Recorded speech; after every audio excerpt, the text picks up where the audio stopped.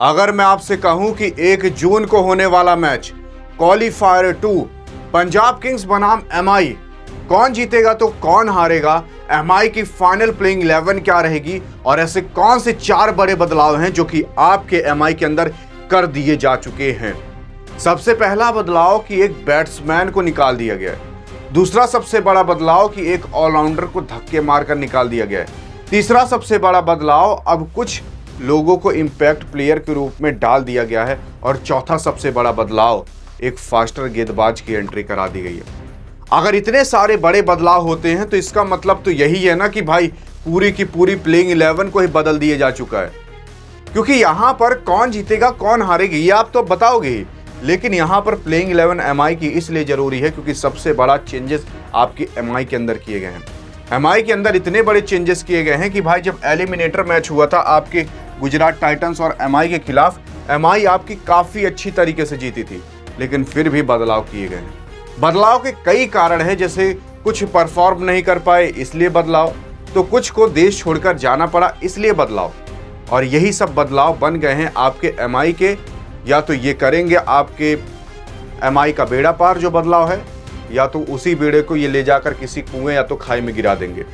अब यहां पर अगर आप देखोगे एलिमिनेटर मैच के बाद आपका क्वालीफायर 2 मैच होगा एमआई बनाम पंजाब किंग्स। पंजाब किंग्स इकलौती एक ऐसी टीम जो कि 2014 के बाद से 2025 के अंदर कहीं जाकर वो 15 पॉइंट के ऊपर आ पाई है। लेकिन इस टीम ने ऐसा कमबैक किया है कि मानो कि यार तूफान नहीं होता, तूफान से भी तेज जो टोर्नेडो आता है ना, वैसा रूप इसने धारण कर लिया था। पॉइंट्स टेबल में नंबर 1, रन रेट में नंबर 1, पॉइंट्स में नंबर 1, हर चीज में नंबर 1 आपकी पंजाब किंग्स चल रही थी। खैर, लेकिन इसको क्वालीफायर 2 मैचेस लिए खेलना पड़ रहा है क्योंकि ये आरसीबी से गलती से भिड़ गई थी, और आरसीबी के खिलाफ क्या अंजाम होगा वो तो सबको पता है। तो यहाँ पर आपकी पंजाब किंग्स उस टाइम जो हार गई, उसी की वजह से अब इसको खेलना पड़ रहा है क्वालीफायर 2 मैच मुंबई इंडियंस के साथ। अब यहाँ पर जो जीतेगा करो या तो मरो का फैसला होगा, या फिर जियो या तो मरो। एक ऐसा मैच होगा क्वालीफायर 2 जहां पर या तो एमआई अंदर जाएगी फाइनल के या तो बाहर, या तो पंजाब किंग्स अंदर जाएगी फाइनल के या तो बाहर। एक ऐसा मुकाबला होने वाला है, और ये मुकाबला केवल मुकाबला नहीं बल्कि एक महासंग्राम होगा। एक ऐसा महासंग्राम होगा जहां पर दो की दोनों टीम आईपीएल 2025 की सबसे खतरनाक टीमें आपस में भिड़ेंगी। आप खुद सोचकर देखो कि अगर 2 परमाणु बम आपस में आकर भिड़े तब कैसा विस्फोट होगा। वही विस्फोट होने जा रहा है आपके इन दोनों टीमों के बीच। खून निकल जाए तो उसके लिए आप चिंता मत करना, यहाँ पर लोग जान तक झोंक देंगे एक एक गेंद को रोकने के लिए। अब यहाँ पर ये जो मुकाबला होने वाला है, देखो सबसे पहले पंजाब किंग्स और एमआई के बीच होगा, उससे पहले आपका आरसीबी के बीच हुआ था और पंजाब किंग्स के बीच हुआ था, पंजाब किंग्स और आरसीबी के बीच। अब वही मुकाबला आपके इन दोनों के बीच होने जा रहा है। ऐसा हो क्यों रहा है पहले इसको समझ जाओ। देखो क्वालीफायर 1 का मैच हुआ था इन दोनों के बीच, आरसीबी और ये, यहाँ पर जो जीता वो डायरेक्ट फाइनल में चला गया, जो हारा वो क्वालीफायर 2 में आ गया। उसके बाद क्वालीफायर 2 मैच के अंदर इन्हीं दोनों का मैच होगा, क्योंकि एलिमिनेटर के अंदर आपकी एमआई जीत चुकी थी, तो जीतने वाली टीम और हारने वाली टीम के बीच ये मैच कराया जा रहा है। हारने वाली टीम जो क्वालीफायर 1 में हारी है और जीतने वाली टीम जो एलिमिनेटर में जीती है, उन्हीं दोनों के बीच मैच होगा। जो जीतेगा वो आगे जाएगा फाइनल के अंदर। आरसीबी इंतजार कर रही है कौन आए उसको हम धूल चटाएं।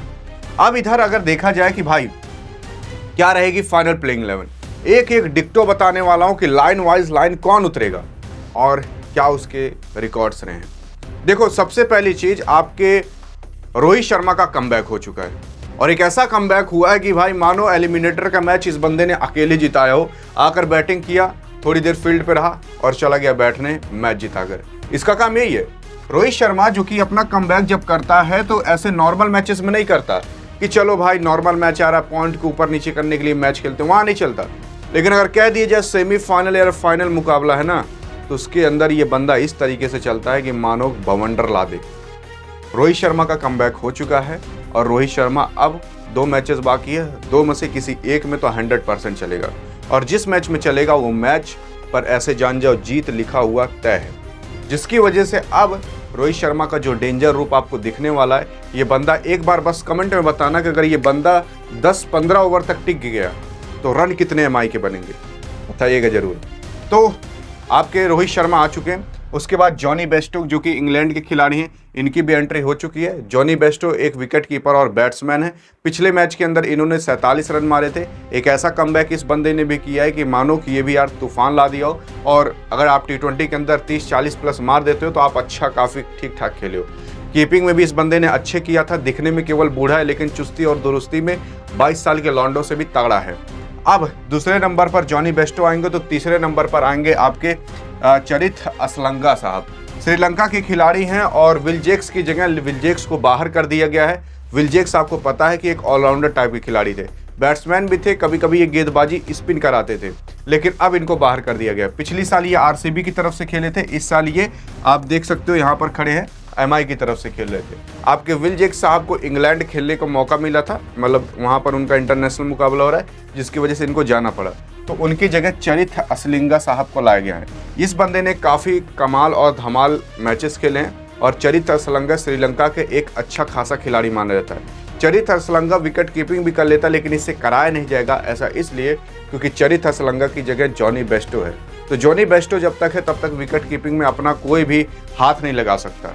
और अब चौथे नंबर पर आपके उतरेंगे सूर्य कुमार यादव। सूर्य कुमार यादव यानी कि अपने SKY भाई, इन्होंने 139 मैचेस अभी तक IPL के खेले हैं और 3250 रन बनाए हैं, जो कि काफ़ी अच्छा रिकॉर्ड है। और अगर IPL 2025 के अंदर देखोगे कि किसने सबसे ज़्यादा रन मारे हैं, तो उसमें भी इनका टॉप 5 में नाम आता है, यानी कि टॉप 5 के सबसे खतरनाक खिलाड़ियों में से इस बंदे का भी नाम इस बार शामिल है, क्योंकि आप देखोगे हर मैचेस में इस बंदे ने या तो अर्धशतक या तो 40 से 50 रन से ज़्यादा ठोके ही हैं। अब ये इनको चौथे नंबर पर उतारा जाएगा, लेकिन पाँचवें नंबर पर आपके तिलक वर्मा साहब को उतारा जाएगा। तिलक वर्मा जिसने 2022 के अंदर IPL के अंदर डेब्यू किया था और 14 मैचेस अभी तक खेलकर इस बंदे ने 397 रन बनाए। 14 मैचेस हम आपको बता दें इस IPL 2025 के अंदर केवल, और लगभग 400 करीब इस बंदे ने रन बना दिया केवल 13-14 मैचेस के अंदर। तो पाँचवें नंबर पर आपके तिलक वर्मा साहब उतरेंगे। अब इसके बाद छठवें नंबर पर हार्दिक पांड्या, जो कि कैप्टनसी के साथ उतरेंगे। अब इनके बारे में ज़्यादा कुछ बताने को यार रह नहीं गया, इस बंदे का क्या ही कहना। आता है ये भी अब महेंद्र सिंह धोनी का रूप ले लिया है। आता है 10-15 गेंद खेलता है, 4-5 छक्के लगाता है, आराम से चला जाता है, टारगेट को और बड़ा बना देता है और उस मैच को आराम से ये जीत लेता है। बॉलिंग में भी बात करें तो काफ़ी अच्छा खासा बॉलर है, मीडियम पेसर बॉलर है, जो कि मीडियम गति की गेंदबाजी कराता है, जिसकी वजह से इस बंदे ने एक बार भारत को चैंपियन ट्रॉफी जिताया। तो हार्दिक पांड्या ने ऐसे कई साल हैं जहां पर हार्दिक पांड्या ने भारत को काफ़ी कुछ दिया है। T20 वर्ल्ड कप दिया, चैंपियन ट्रॉफी दिया, और जब गुजरात टाइटंस का ये एक बार कप्तान हुआ करता था तो पहले ही साल गुजरात टाइटंस को भी ट्रॉफी दिला दिया था। अब सातवें नंबर पर आते हैं आपके नमन धीर साहब। नमन धीर साहब ने भी भाई 10 मैचेस के अंदर 232 रन बनाए हैं, और इस नंबर 7 पर उतरकर आप अगर इतना रन बना देते हो तो काफ़ी अच्छा खासा आपका रिकॉर्ड है। इस बंदे ने 172 की स्ट्राइक रेट से मैचेस खेले हैं, 172 की स्ट्राइक रेट से रन बनाए हैं। अब आप सोचो कि अगर आपको 5वें, 6ठे, 7वें नंबर पर उतारा जाए और आपको कुछ गेंद खेलने को मिले और उसमें भी आप 200 प्लस का स्कोर बना दो, तो यार आप अच्छे खासे गेंदबाज और बैट्समैन हो।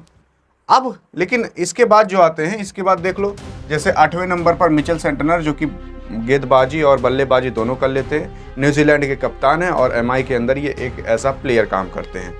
अब बात कर लें कि भाई इम्पैक्ट प्लेयर के रूप में कौन आएगा, लेकिन आप सोच रहे होगे अभी तो सारे खिलाड़ी पूरे नहीं हुए, बताते हैं, पहले इसको समझ जाओ। तो यहाँ पर अगर आप देखोगे इम्पैक्ट प्लेयर के रूप में आपके दीपक चहर आएंगे। DC मतलब दिल्ली कैपिटल्स नहीं, दीपक चहर। इम्पैक्ट प्लेयर के रूप में और एक लोग को मिल सकता है, अश्विनी कुमार साहब को। तो अश्विनी कुमार साहब फास्टर बॉलर है, ये भी फास्टर बॉलर है, तो इन दोनों में से किसी एक को मौका मिलेगा। जैसे पिछली बार अश्विनी कुमार को कुछ गेंद कराने को मिला था, तो कभी कभी दीपक चहर को भी मिल जाता है। तो कौन आएगा ये भी कंफर्म नहीं है, ये तो एट द एंड आपके कप्तान के ऊपर डिपेंड करेगा, वो किसको बुलाना चाहता है। वो कंडीशन देखेगा और सोचेगा कि किस तरीके की गेंदबाज को बुलाना चाहिए, अश्विनी या दीपक, तो डिसाइड कर बुला देगा। अभी बाकी हैं 2-3 खिलाड़ी, जैसे आपके ट्रेंट बोल्ट साहब भी आएंगे, आपके जसप्रीत बुमराह भी साहब आएंगे और रिचर्ड ग्लिसन साहब भी आएंगे। तो ये 3 खिलाड़ी आपके गेंदबाजी के लिए बाकी हैं, यानी कि मिचेल सेंटनर के बाद, फिर उसके बाद जसप्रीत बुमराह, ट्रेंट बोल्ट और रिचर्ड ग्लिसन। तो 11 प्लेयर ये आपके कंप्लीट हो गए। लेकिन हम आपको एक ऐसे खिलाड़ी के बारे में थोड़ा कुछ बताना चाहते हैं, जिस खिलाड़ी के बारे में आप काफ़ी कुछ जानते होगे, लेकिन ऐसी चीज़ें नहीं जानते होगे जो चीज़ आपको जाननी चाहिए थी। देखो, आपके अभी तक हार्दिक पांड्या ने ना 2015 में IPL के अंदर डेब्यू किया था, ये पता है। IPL के अंदर डेब्यू करने के बाद इस बंदे ने, इसका लक देखो कि भाई लगातार कुछ सीजन के अंदर ये ट्रॉफी पर ट्रॉफी जीतता चला गया। असल में 2021-22 के अंदर इसको बनाया गया था गुजरात टाइटंस का कप्तान, और गुजरात टाइटंस को पहले ही साल में ट्रॉफी दिला दिया। और आप देख रहे होगे तब से लेकर अभी तक, जब से ये गुजरात टाइटंस के कैप्टनसी से हटकर मुंबई इंडियंस के कैप्टनसी में आया, तो पहला साल इसका काफ़ी खराब गया था 2024, लेकिन 2025 में इसने क्या हाल किया है वो आप देख सकते हो। लेकिन जब 2021 और 22 के अंदर ये आईपीएल ट्रॉफी दिलाते हैं आपके गुजरात टाइटंस को, तो 2023 के अंदर मुंबई इंडियंस इनको अपनी टीम में खरीद लेती है आईपीएल के ऑक्शन के दौरान। अब ये जब मुंबई इंडियंस के अंदर आ जाते हैं तो इनको कैप्टनसी सौंप दी जाती है, और उस कैप्टनसी के बाद हम आपको बता दें इनको इतनी ट्रोलिंग मिलती है कि आई थिंक अगर कोई भी ऐसा प्लेयर होता जो इसकी जगह होता, वो उस टाइम को गुजारता नहीं बल्कि उस टाइम में वो गुजर जाता। इतना इसको हेट दिया गया था। लेकिन उसके बाद 2025 में जो कमबैक किया है, champion trophy, T20 world cup Bharat को दिलाया है, उसके बाद किसी की मजाल नहीं है कि इसके ऊपर एक उंगली उठा दे। अगर ये कोई गलत काम भी करता है तो लोग कहते हैं यार हार्दिक भाई ये संभाल लेगा। अब यहाँ पर आपके हार्दिक पांड्या साहब जो हैं 2015, 2017, 2019, 2020 इनकी ये ऐसे सीजन है जहां पर ये जिस टीम में रहे हैं उसमें ये आईपीएल ट्रॉफी दिलाए हैं। 2021-22 के भी अंदर इन्होंने गुजरात टाइटंस को आईपीएल ट्रॉफी दिला दी थी। 2025 एक ऐसा वापस से सीजन आ गया है जहां पर ये आईपीएल ट्रॉफी जीत सकते हैं खुद अपनी कैप्टनसी के अंदर, जिसकी वजह से अब मान चलो ना हार्दिक पांड्या का जलवा होने वाला अगर इस बार ये जीत गया, क्योंकि ये एक ऐसा रिकॉर्ड बना देगा जिस रिकॉर्ड को शायद आई थिंक किसी ने भी बनाया ना हो। कैप्टनसी के दौरान 2-2 ट्रॉफी जीता है, और उसके बाद एज अ टीम मेंबर होकर इसने काफ़ी सारा ट्रॉफी जीत कर रखा है।